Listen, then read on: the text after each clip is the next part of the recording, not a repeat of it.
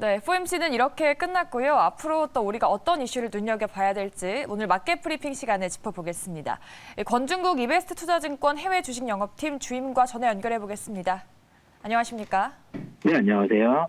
네, 이번 FOMC에서 연준이 금리 인상 경로에 있어서 얼마나 불확실성을 줄여주느냐가 관건이었습니다. 그래서 이제 악재 해소가 되지 않았나 싶었는데요. 오늘은 어제의 상승분을 모두 반납했습니다. 이 하락을 어떻게 해석해봐야 될까요? 사실 오늘 하락에 대해서는 시장에서도 뭔가 이렇다 할 해답을 지금 주고 있지는 못할 것 같습니다. 왜냐하면 사실 기존에 시장에서 좀 불안하다라고 느꼈던 부분들을 5월 FOMC에서 어느 정도 해소된 부분들이 있었거든요. 그렇기 때문에 사실 뭐 반등을 했다라고 할 수 있는 근거는 명확했지만 오늘 하락 같은 경우에는 뭔가 이렇다 이렇게 해서 시장이 분명히 급락이 나왔다라고 보기는 조금 어려울 것 같습니다. 다만 이제 5월 FOMC 뭐 앞서도 말씀드렸겠지만 간략하게 조금나마 요약을 해서 말씀을 드리자면 일단 만장일치로 50bp 금리 인상이 이번에 5월 FOMC에서 결정이 되었고요. 이 부분이 사실 이미 이제 2000년 5월 이후로 지금 처음 나온 거고 향후에는 이제 두 차례 지금 빅스텝 예정이 또 시사가 되어 있죠. 시장에서 사실 제일 우려했던 부분이 이제 75bp 인상이었는데 이 부분에 대해서는 지금 5월에는 이제 만장일치이기 때문에 따로 의견이 나오지 않았고 연준 의장 같은 경우에도 75bp는 지금 연준에서 적극적으로 고려하고 있지 않다라고 밝혔기 때문에 사실 이제 FOMC 이후에 시장이 좀 천하로 끝나긴 했지만 반등을 했었던 거고요. 아무래도 연준 입장에서는 지금 미국의 GDP 경제 성장률이 좀 둔화되는 모습들이나 지금 지정학적 리스크까지 겹치다 보니까 물가 상승 하나만 보고 굉장히 공격적인 스탠스를 유지를 하기는 조금 어려웠지 않았나 좀 그렇게 판단하고 있었습니다. 그 전에 워낙 시장이 이제 변동성을 심하게 갖고 있고 방향성도 찾지 못하는 모습들을 보여주다 보니까 FOMC 이후에 시장의 불확실성이 일부는 좀 해소가 되면서 좀 긍정적으로 반응을 했다라고 볼 수 있을 것 같은데요. 다만 이제 금리 인상 같은 경우에는 이제 본격적으로 이제 시작이 된 시점이고요.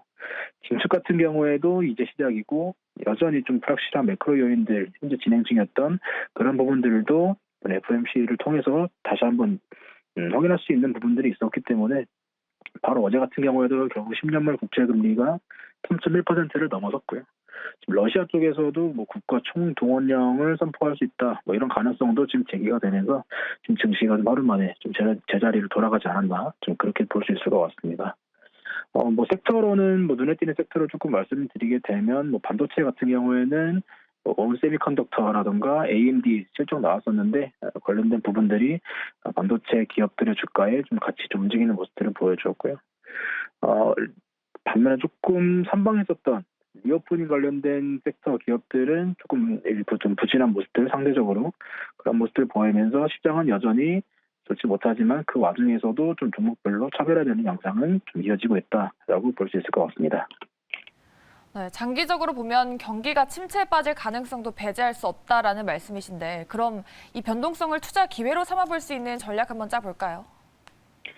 사실 FOMC에서도 나왔듯이 지금 뭐 러시아 우크라이나도 지금 장기화가 되고 있고 뭐 중국의 코로나 확진자 같은 경우에는 지금 어쨌든 감소세로 일부 좀 줄어드는 모습들을 보여주면서 주요 좀 매크로 요인들의 영향이 줄어들 법도 하지만 오늘 시장이 아직은 아니야라고 좀 말해주는 것 같습니다. 물론 그럼에도 섹터의 종목에 대해서 선택, 집중이 좀 필요하지 않나 싶은데요. 당장 이번 주 같은 경우에도 예를 들면 리프트, 차량 공유업체 리프트 같은 경우에는 실적 발표 후에 30% 급락 나왔고요. 스타벅스 같은 경우에는 또 반면에 물가 상승이나 중국 매출 둔화에도 불구하고 북미 쪽이 또 매출을 상회를 하면서 선방하는 모습들이 연출이 되었기 때문인데요.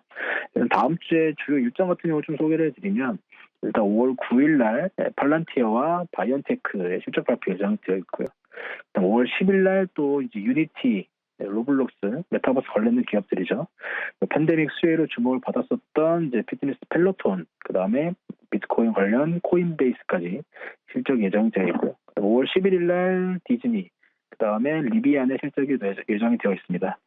실적 같은 경우에는 주요 기업들 거의 마무리된 모습들이지만 일단 팬데믹 수혜주들, 그 다음에 아마존 실적 쇼크의 요인 중 하나였던 또 리비안 실적 발표 예정이 되어 있으니까요. 관심 있게 좀 보시면 좋을 것 같고요.